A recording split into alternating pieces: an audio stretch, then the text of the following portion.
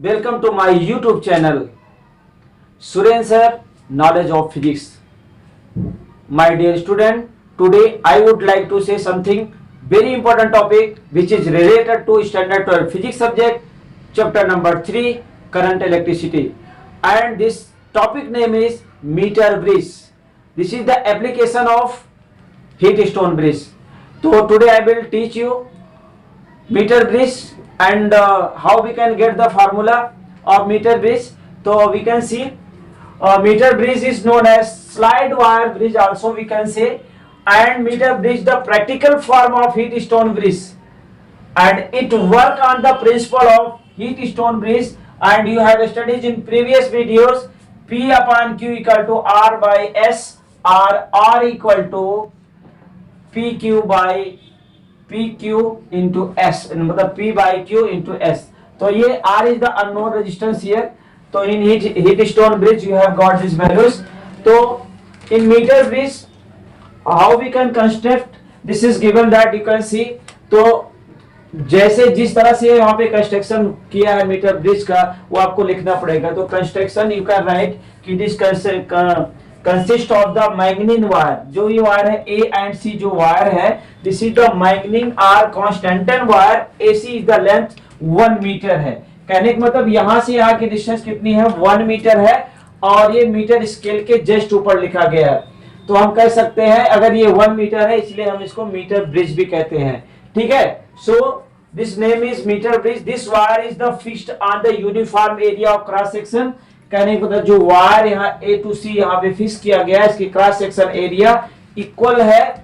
Okay. And wooden board to the parallel to the metre scale. जैसा कि आप देख सकते हो कि ये वुडन बोर्ड पे फिक्स है और ये मीटर स्केल के पैरेलल है. मीटर स्केल है, वायर हमारा ए टू सी ये है, मतलब ये हमारा मैग्नीन का वायर है. ओके. अब हम बात करते हैं कि 2 थिक स्ट्रिप्स है जिसको हम CS लिख सकते हैं, 2 कॉपर स्ट्रिप्स. ये राइट एंगल ट्रायंगल और राइट एंगल ट्रायंगल में बनाई गई है. This is also fix on metre bridge and between 1 copper strips are there and between of the some space are there. तो हम इसको अगर हम कनेक्ट करेंगे तो between of A and B हमने एक रेजिस्टेंस अननोन रेजिस्टेंस जो है फिर कनेक्ट किया गया है. तो आप इसको चाहे बॉक्स जैसा बनाओ या फिर ऐसे रेजिस्टेंस बनाओ. इसको हम लिख सकते हैं अननोन रेजिस्टेंस, अननोन रेजिस्टेंस. ठीक है. तो यहाँ पे जो अननोन रेजिस्टेंस हमने लिया है वो कैपिटल R है. ओके. एंड दूसरे गैप में जो गैपिंग है B टू C, ये C और B के बीच में जो गैपिंग है वो S जो है रेजिस्टेंस I took. ओके. तो you can see here end point terminal we have connected ये गैल्वोमीटर. गैल्वोमीटर से क्या करेंगे कि we can check the current is flowing और not. Okay. And one jockey is connected to galvanometer and we will move on the wire. We will slide on the wire in which point this will be null point will be there. So this point will be B. In other word, and here one in this circuit diagram one battery is connected and one key also. If we will this type of the diagrams you can see. तो ये तो construction है, आपको इस तरह से लिखना पड़ेगा जैसा हमने यहाँ पे लिखा भी है. You can C same way you will write in exam, otherwise your mark will deduct. तो अब इसकी वर्किंग की बात करते हैं कि वर्किंग क्या है, ये हम इस पे चलते हैं. तो have you written this values, जैसे हमने सर्किट डायग्राम यहाँ पे बनाया है वो सारी चीजें हमें लिखना भी पड़ेगा. ठीक है. तो कंस्ट्रक्शन के साथ उसके स्टेटमेंट आपको लिखने पड़ेंगे, वही लिखा गया है यहाँ पे. ये no resistance are in fixed gap and then S is the fixed of that. तो जो आपको अपने ओन वर्ड में यू कैन राइट दैट कि क्या हमने बनाया है. ठीक है. अब इसको हम रफ करते हैं. आगे का जो प्रोसेस है वो हम वर्किंग प्रोसेस क्या है वो इस पे चर्चा करते हैं. ठीक है. तो थोड़ा ध्यान से देखना. Heat stone bridge everyone know very well. सबको पता है हीट स्टोन ब्रिज, क्योंकि प्रीवियस टॉपिक में हमने इसको बहुत डिटेल में आपको समझाया था, जिसके बेसिस पे अगर हीट स्टोन ब्रिज में आपने देखा था कि चारों रेजिस्टेंस का जो रेशियो है अगर इक्वल होता है तो गैल्वोमीटर में अगर बैलेंस कंडीशन होती है तो वहां गैल्वोमीटर में कोई डिफ्लेक्शन नहीं होता है. ठीक है. तो अब हम इस पे चर्चा करते हैं. ओके. तो अब हम पढ़ेंगे वर्किंग क्या होती है, इसकी वर्किंग लिखेंगे और बहुत अच्छी तरह से हम समझने की कोशिश करेंगे. मतलब वर्किंग में क्या करना पड़ेगा, first we will open the, अभी ओपन द की है तो की को हम क्या करेंगे, क्लोज करेंगे, क्लोज द की, तब क्या होगा, बैटरी के थ्रू इसमें क्या होगा, करंट फ्लो होना चालू हो जाएगा, ए टू बी सी, और इस तरह से यहाँ पे करंट फ्लो होगा क्योंकि ये गैल्वेनोमीटर से कनेक्टेड है।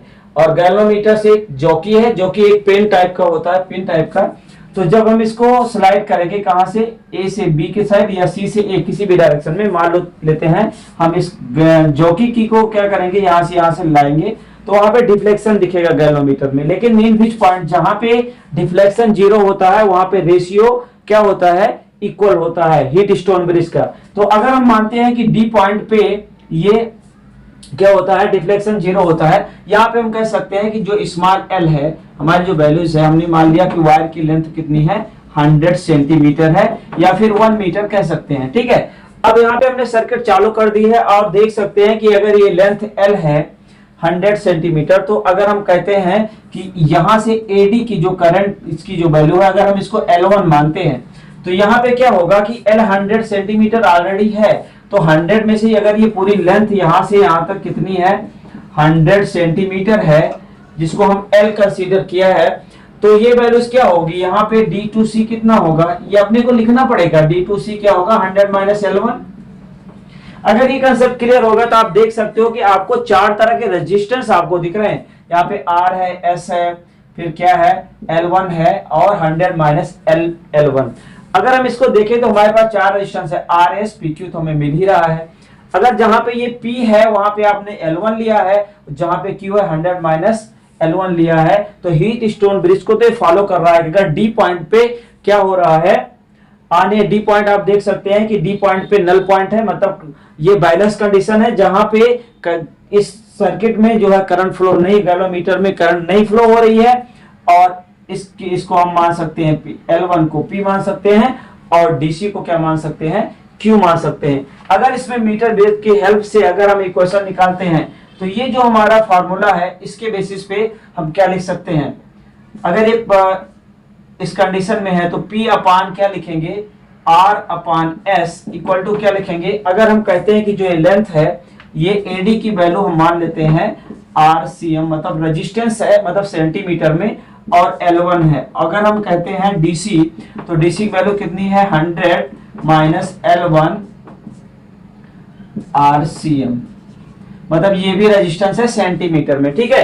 तो अगर ये वैल्यू रखें तो क्या लिख सकते हैं, क्योंकि हमारा फार्मूला होता है R upon S equal to P upon Q, ये इक्वेशन है, यही क्वेश्चन है ना। तो अगर यहाँ पे PQ की जगह पे हम क्या लिखेंगे, अगर AD को कहते हैं P इक्वल टू क्या है AD, और जो Q है वो है DC, तो ये वैल्यू रख सकते हैं ना इसकी जगह पे। इस इक्वेशन नंबर में हम P और Q की जगह पे अगर इसकी वैल्यू को पुट करें तो क्या लिख सकते हैं, ठीक है। तो इसको हम रब करते हैं और आगे लिखते हैं। ये क्लियर हो गया है ना कि हम हमारी जो वैल्यूज है, फिगर से आप देख सकते हो कि P R upon S equal to P upon Q है, और यहाँ पे फिगर से आप देखेंगे तो RAD अगर यहाँ लिखना है तो आप लिख सकते हो स्मॉल RCM, और यहाँ पे भी लिख सकते हो RCM या स्मॉल R, कुछ भी लिख सकते हो, ठीक है। तो जो यहाँ पे मेंशन किया है वही यहाँ पे लिखना है। तो वर्किंग में अगर हम इसकी वैल्यू इक्वेशन नंबर इसको 1 मान लेते हैं, हीट स्टोन ब्रिज के प्रिंसिपल पे काम कर रहा है। हीट स्टोन ब्रिज में क्या होता है, इसका रेशियो अगर 0 होता है तो गैल्वेनोमीटर में नल पॉइंट होता है, वो सेम प्रोसेस यहाँ पे है। आप देख सकते हो R और S, और ये हमारा P और Q है, यहाँ पे नल पॉइंट बन रहा है, यहाँ पे वैल्यूज नहीं जा रही है। तो यहाँ पे हम वैल्यू सब्स्टिट्यूट करेंगे, R by S equal to क्या होगा, P की वैल्यू क्या लिखेंगे AD, और AD की वैल्यू क्या है RCM L1 अपान RC। तो यहाँ पे जो हमारी वैल्यूज है DC, मतलब Q की वैल्यू क्या है DC है, और DC की वैल्यू कितनी है, ये हमने 100 माइनस L1 लिखा है, तो आप लिख सकते हो RCM 100 माइनस L1, इसको हम L2 भी कह सकते हैं, ये जो भी मानो, ठीक है। अब यहाँ से RCM कैंसिल कर दो तो R by S equal to ये मीटर ब्रिज का जो है फार्मूला हो जाएगा 100 माइनस L1, इसको हम इक्वेशन नंबर 2 कह सकते हैं।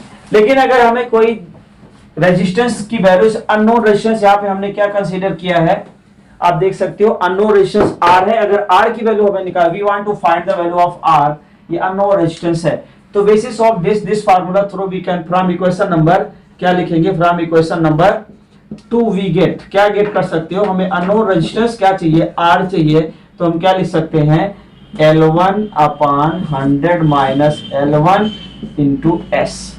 तो ये रेजिस्टेंस हमें मिल जाएगा। तो इस तरह से आप देख सकते हो कि जो मीटर ब्रिज है, meter bridge is the application of the Wheatstone bridge, क्योंकि we have used the principle of Wheatstone bridge in meter bridge. तो मीटर ब्रिज का प्रिंसिपल यहाँ यूज किया और सेम वैल्यूज यहाँ पे। तो इस तरह से हम ये वैल्यूज को फार्मूले को गेट कर सकते हैं। ये तुम्हारा प्रैक्टिकल एक्सपेरिमेंट भी है और सेम यही करना है आपको, ठीक है।